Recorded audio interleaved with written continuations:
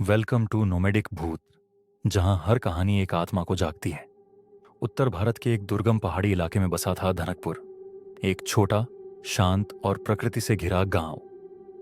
लेकिन यह गांव एक नाम से कांप उठता था, रक्तानंद।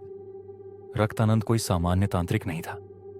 वह एक ऐसा साधक था जो काली विद्या में इतना पारंगत था कि जीवन और मृत्यु के बीच की रेखा को मिटा सकता था।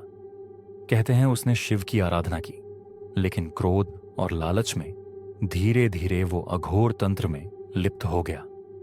एक रात अमावस्या को उसने श्मशान में 13 इंसानों की बलि दी। हर एक की आत्मा को अपने ताबीज में कैद कर लिया। उसी दिन से गांव में अजीब घटनाएं शुरू हो गईं। पशुओं की मौत, बच्चों का गायब होना और मंदिरों में घंटियां अपने आप बजना।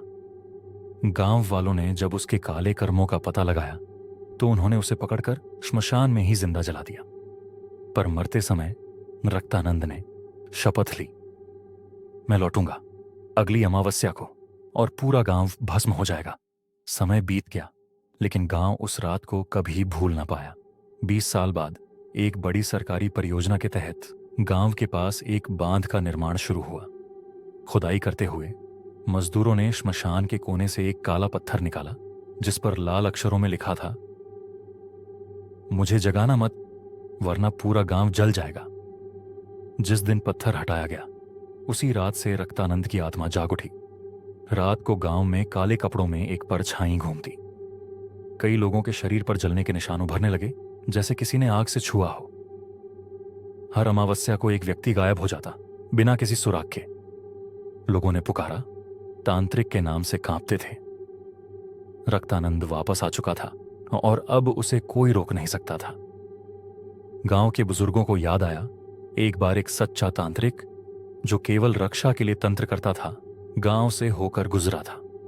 उनका नाम था शिवानंद बाबा। गांव के कुछ लोग हिमालय की ओर गए और महीनों की तलाश के बाद एक गुफा में उन्हें वो बाबा मिल गए। उन्होंने सच्चाई सुनी, आंखें मूंद दीं और बोले, जहां अंधकार गहराता है वहीं से रोशनी निकलती है। अब मेरा समय आ गया है।